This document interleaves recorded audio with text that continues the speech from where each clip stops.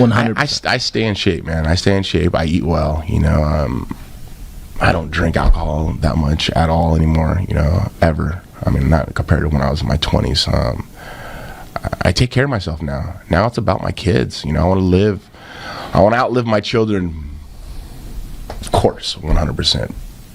And I just look at it as just, I take care of myself on everything I do. You know, I want to live to be old. Good evening, ladies and gentlemen. Of course, I'm Tito Ortiz. Welcome to a press conference for the future of Christina Santos Cyborg, my company, Primetime 360, that we started literally last year. And I want to just work on the future of MMA fighters. It's the last 15 years of my career. I worked very hard to be as most diligent as I possibly could of the future of my career. So now it's time to work for the future of other people's careers. With, of course, my partner, George Pragine, and Tony, and of course, our client, Chris Cyborg. I want to work on the future of her career. People want to see her in the UFC fight at 135, which is literally impossible for her to happen to make that weight. And we'll show you tonight the reason why this is going to happen. But the future of her career and fighting career is in my hands. And my hands are as solid around her as possibly, and to make sure the future of her fight career, no matter what, is as successful as possible. And tonight we're going to show that. So we've actually worked very hard of working for Chris's future of what she's going to be doing on her fighting, and we have her fight actually will be happening in April. So before that, actually, I just want to let everybody know to recognize that for a woman to cut down to a weight of 135, where she's been cutting down to 145 to make the weight actually happen, I want all you guys to see just she's in fight shape already right now. She's already getting ready for the fight, like I say, on April 5th. Chris, can you please step up and step on the scale? I just want you guys just to show you guys just the weight that she is walking around right now. To cut down as a woman for this weight is almost impossible. So, but at the same time, as she comes in, I just want to make sure every one of you guys know that this woman is probably one of the best and is the best pound for pound woman fighter in the world. And Chris will step on. At 160 pounds, or excuse me, 160 pounds, for her to cut down literally to 135 will be impossible. And if anybody has ever cut weight, you would understand for a woman to get down to this weight would be impossible. Chris, step on.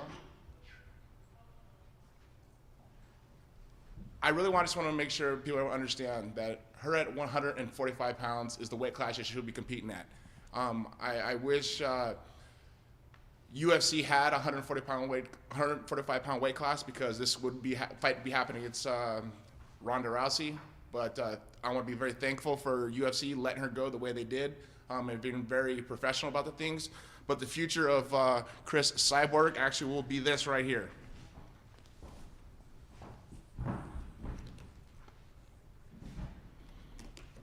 So I hope every one of you people that are watching here live on Access Television will be able to see this fight happen.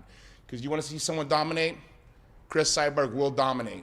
And the fight between her and Ronda, I want to make sure that everybody do know this fight will happen in the future. And like I say, I want to be very thankful for Dana and UFC for giving the opportunity of letting Ronda fight in another company as Invicta on April 5th. She'll be competing.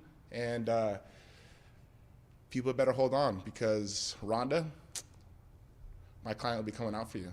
And you want to see one of the baddest women on the planet? Look up Chris Cyborg, because she is one of the most dominating competitors in mixed martial arts today.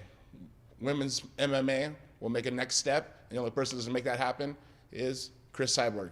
And if anybody's ever seen her fight, she's the champion that she truly is, the most dominating woman in the world. And you know what? We don't need a promotion to push her name, because her name in general, as a champion she is, she continued to dominate the way she has to this point. So I want to thank everybody for please coming in, and all you guys can Twitter me at Tito Ortiz for any questions that you would like to ask me any questions. And of course, everyone that are here, I really want to take a couple of minutes to ask a few questions. Anybody have any questions from the audience? And I think, to really expose the whole situation of this is, it's been personal to Chris. She trains, and all she thinks about now is eat, sleeps, and wants to kick Ronda's ass. And that's what it really comes down to. she comes to me, she says, Tito, whatever it takes for me to fight Ronda, I want to make happen. With Dana, we've negotiated back and forth and leaving the option of open still by signing with Invicta. I think it really comes down to having that option open to still fight Ronda no matter what. Hopefully Ronda wins on the 23rd of February, but if she loses, the fight will still happen no matter what, and hopefully Dana will make this happen at a catchweight at 140 or at 145. It don't matter. As I say, Chris will go on to Invicta and become the world champion. She's gonna have one fight, the fight that you'll see right here on April 5th, live on pay-per-view. After that, she'll be fighting for the title and become a world champion again. Her past was her past. Her future is in my hands. I'm gonna make sure that her future is very strong and very respectful to the fans and to the sport of mixed martial arts and MMA. That pretty much concludes the press conference. I appreciate everybody who's came in tonight. Welcome to the future of Primetime 360. Tito, let me start with you. On Friday, you held a press conference at your gym to announce that Chris had signed with Invicta and she was going to be making her Invicta debut in April. You have received some criticism about that press conference, your performance, some of the things that you said. Looking back, are you happy with the press conference? You know, over in general, yes, I'm happy just because of the future of Chris Cyborg, what she's going to be doing. That was my main goal, and just to let people know what she's going to be doing. But in general, no, not really. I think I got some work to do, but you know. As you guys get older, is it harder to get your bodies into the shape that's required to go at each other? Not with me. I mean, I've only been off for a year and a half. I'm only 43 years old. I'm an old mature. I mean, I matured old. Very fast, but at the same time, my body hasn't matured great, just because of. My father's really old. My father's 80 years old. My grandmother's 100 years old. Mm-hmm. So my body is in great shape. I've never stopped.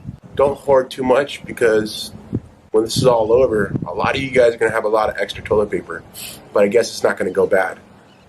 Yeah, it was a good fight, a fight in which you were able to do, I believe, what you wanted to. Would you agree? Yeah, I mean, I came in here 110% mental.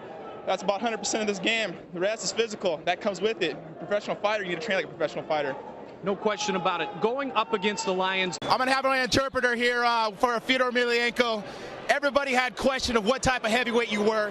You've showed it once on Tim Sylvia in 38 seconds. You've done it again against Andre Arlovski in 3 minutes and 34 seconds. Let me tell you how you're feeling right now. This Russian called me out, and I think he made a big mistake. He's counting his chickens before they hatch.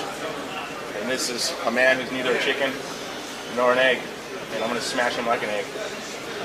You know, lastly, Chuck feels like he stole your thunder, and this is sour grapes from you. Like, it's personal because, in a way, you're jealous of him. How does hearing that out of his mouth fall on your ears? Jealous of him? This guy can't even put a fucking sentence together, man. Are you kidding me right now? He's reaching for those grapes.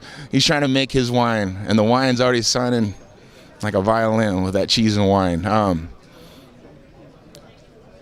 We'll see on November 24th.